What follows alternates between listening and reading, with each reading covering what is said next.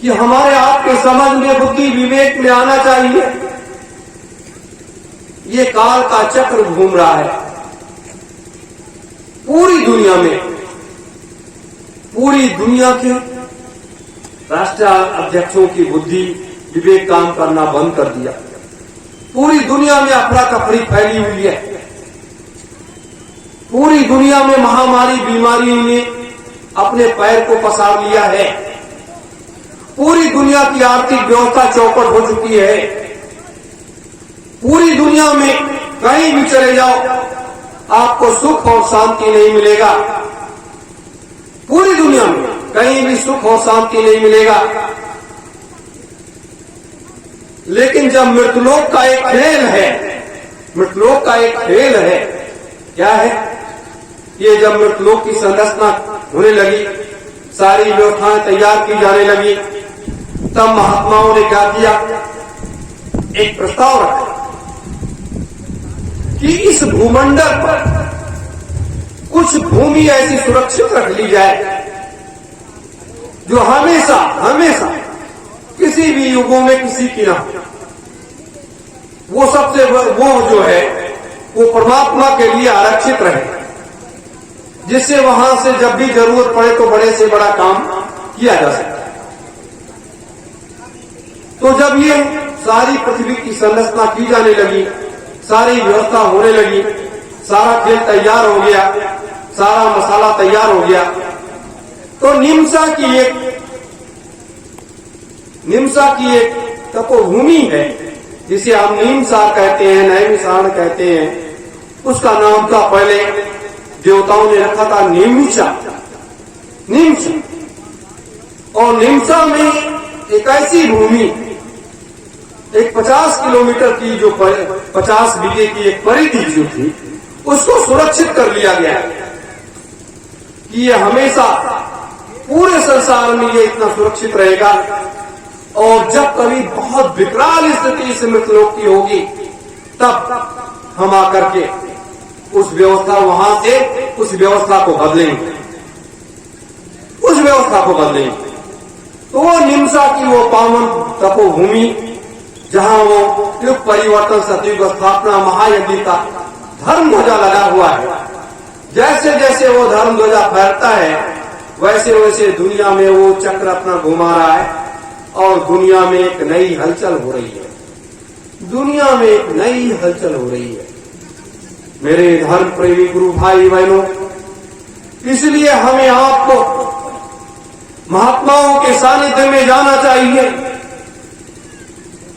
और उनके सानिध्य में जाने के बाद ही, क्योंकि आने वाली महामारियां, बीमारियां जिस तरीके से आने जा रही हैं और अपना वो पैर तेजी के साथ पसारने जा रही हैं, न डॉक्टर के पास दवा है, न हकीमों के पास है, न वैद्यों के पास है। वो दवा तो सिर्फ महात्माओं के पास है। इसलिए निम्सा की वो पावन तपोभूमि, सतयुग तीर्थ की वो पावन धरा, वो जो है एक जगह सुरक्षित रहेगी और वहीं से युग परिवर्तन का खेल होने जा रहा है। तो हम आप सब इस रास्ते पर चलने का प्रयास करें, क्योंकि समय थोड़ा बचा है। जैसे राम जी ने 14 वर्षों में अपनी लड़ाई को जीत लिया था, वैसे थोड़े समय में अपने लोगों को वो लड़ाई को जीत लेना है। मैं आपको ये जगाने आया हूं, मैं आपको ये बताने आया हूं कि आने वाला समय ये परिवर्तन का है, ये बदलाव का है और हमें इस परिवर्तन की बेला में हमें लग करके साथ खड़ा होना चाहिए। उसे कदम अपने पीछे नहीं हटाना चाहिए, क्योंकि आने वाला समय बड़े से बड़ा खेल होने जा रहा है, जिसकी कभी भी अपने लोगों ने कोई कल्पना भी नहीं की होगी, कोई कल्पना नहीं की होगी। मैं आपको ये इसलिए बता रहा हूं सभी को, इस पर चिंतन करो, मनन करो। हमारे राम जी ने क्या किया, कृष्ण जी ने क्या किया, हरिश्चंद्र जी ने क्या किया, पलटू साहब ने क्या किया, नानक साहब ने क्या किया, कबीर साहब ने क्या किया, क्या दिया। तो ये तमाम ऐसे उदाहरण आप जानते हो सनातन हिंदू धर्म पूरी दुनिया में मात्र एक धर्म था, वो धर्म था सनातन। और पूरी दुनिया के लोग सभी सनातनी थे, एक सूत्र में बंधे हुए थे। कोई बिखराव नहीं था, कोई लड़ाई झगड़ा नहीं था, कोई वैमनस्यता नहीं थी, कोई कुछ नहीं था। लाखों वर्ष के बाद, करोड़ों वर्ष के बाद लोगों ने जैसे जैसे लोगों का अलग अलग होने लगा, यहूदी धर्म बना, यहूदी धर्म के बाद ईसाई धर्म बना, ईसाई धर्म के बाद मुस्लिम धर्म बना, मुस्लिम धर्म के बाद सिख धर्म बना, उसी बीच में बौद्ध धर्म बना, जैन धर्म बना। तो इस तरीके से ये धर्म नहीं, ये पंथ बने। ये धर्म नहीं है, ये पंथ है, ये बन करके तैयार हो गए। अब उसके तहत डिवाइड हो गया। अब कोई कहता है मेरा धर्म बड़ा है, कोई कहता है मेरा धर्म बड़ा है, कोई कहता है मेरा धर्म बड़ा है, तुम मेरे पास चले आओ, तुम मेरे पास चले आओ, तुम मेरे। ऐसी स्थिति में भारतीय सुभाष सेना ने एक निर्णय लिया कि माननीय प्रधानमंत्री जी को एक पत्र भेजा जाए जिसमें 9 मांगे रखी गई उनके सामने। आने वाले समय में वो आपके बीच में आएगा, पूरे देश में जन संग्रह अभियान चलेगा और एक क्रांति के कारण, आध्यात्मिक क्रांति और वैचारिक क्रांति, आध्यात्मिक क्रांति और वैचारिक क्रांति का एक अभियान पूरे देश में लेकर के जाने का पूरी तैयारी की जा रही है। कि आध्यात्मिक क्रांति और वैचारिक क्रांति का अभियान क्या है, कि हमारे महापुरुष लोग हमसे चाहते क्या थे या इन सरकारों से क्या चाहते थे, कैसे क्या उसकी व्यवस्था हो, इस तरीके से उसकी तैयारी की गई है और बहुत जल्द आप लोगों के बीच में आएगा। मेरे धर्म प्रेमी भाई बहनों, इसलिए आज इस मानव समाज को जगाने के लिए न तलवार की जरूरत है, न बंदूक और न गोली की जरूरत है, न लाठी न डंडे की जरूरत है। जरूरत सिर्फ वैचारिक क्रांति की है, विचारों की क्रांति, कि आप के मुखार बिन से निकले हुए शब्द इतने पैने होने चाहिए जो तलवार की धार से ज्यादा तेज हो और वो व्यक्ति उन शब्दों से घायल हो जाए, मूर्छित हो जाए और या वो आपके शरणागत हो जाए। वो समय आ रहा है। वो करने के लिए सतयुग तीर्थ की पावन धारा निश्चित की गई और एक पहले से संगठन था भारतीय सुभाष सेना, उसके तहत ये सारे कदम उठाए जा रहे हैं।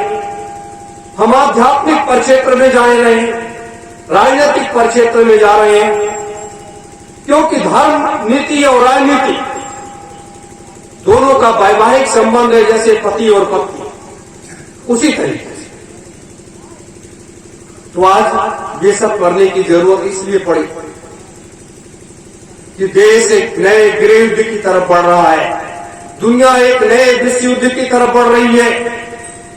और अगर ऐसे हालात स्थितियां रही, हमारे महात्माओं ने बचाने का प्रयास न किया, तो पूरी दुनिया की आबादी 20% बचेगी, पूरी दुनिया की आबादी 20% बचेगी, सब।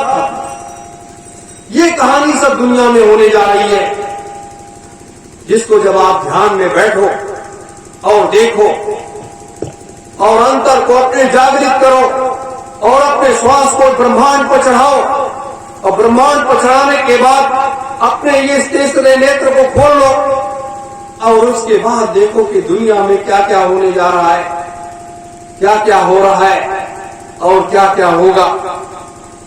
तब आपके समझ में आएगी। आज हमारी सरकार गांव-गांव में शराब की दुकानें खुलवा रही है,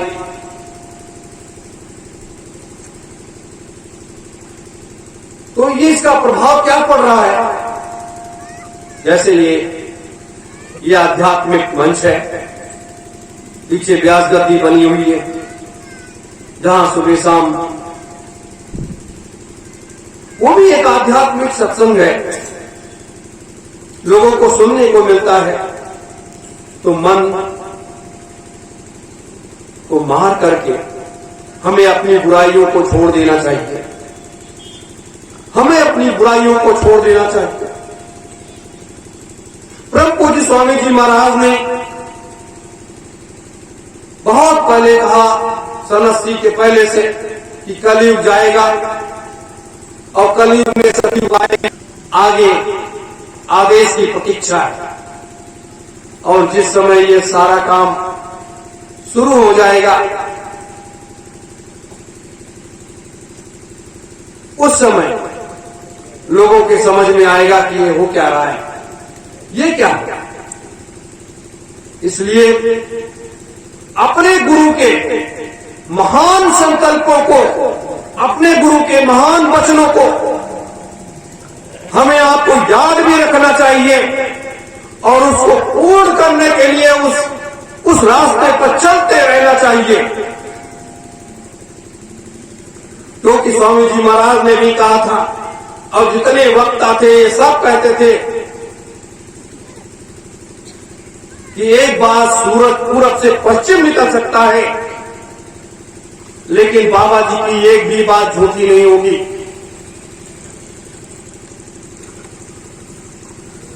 तो ऐसे दौर में, ऐसे समय में हमें आप सबको बहुत सोच समझ करके अपने विचार को, अपने काम की तरफ आगे कदम बढ़ाना है। इसीलिए युग, इसका नाम दिया गया युग परिवर्तन सतयुग स्थापना महायज्ञ, चौथा महायज्ञ, जो भूते न भविष्यते, जो न किसी युग में हुआ है और न आगे कभी भी 2,03,000 वर्षों तक, 2,03,000 वर्षों तक न किसी युग में होगा, जो निमसा की इस पावन भूमि पर होने जा रहा है। 1001 यज्ञ कुंड बनने की तैयारी की जा रही है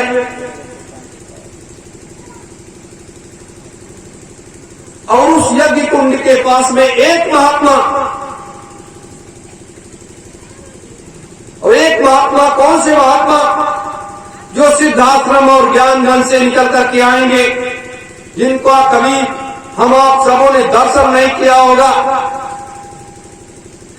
10 लोग अपने लोग बैठेंगे और एक यज्ञ वेदी पर एक महात्मा।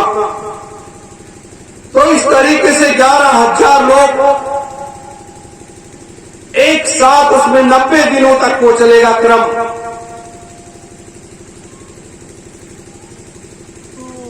जिसकी तैयारी हो रही है, ये सब होने जा रहा है। मेरे धर्म प्रेमी गुरु भाई बहनों, अब आप कहेंगे कि यज्ञ से इसकी आवश्यकता क्या है? ये जो हम आप यज्ञ हवन करते हैं, ये वो यज्ञ नहीं है। 90 दिनों तक अगर यज्ञ चलेगा 8 घंटे रोज, तो आप सोचिए कि उसमें क्या है। वो उन मंत्रों का उच्चारण होगा, वैदिक मंत्रों का, जिन मंत्रों का आज मानव समाज में प्रयोग ही नहीं है। और जो 88,000 ऋषियों की शक्ति वहां पर मौजूद है, वो सब शक्तियां, 88,000 ऋषियों की शक्तियां जो है, वो एक एक व्यक्ति के अंदर समाहित हो जाएंगी और लोग फुल हो जाएंगे।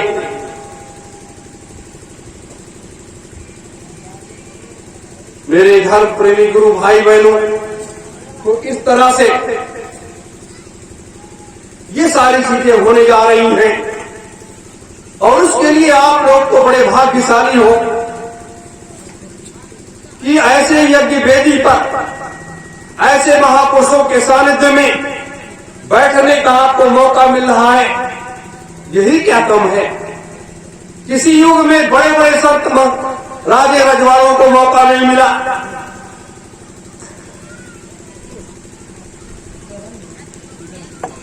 और आपको जो है ये मौका मिलने जा रहा है 90 दिन तक।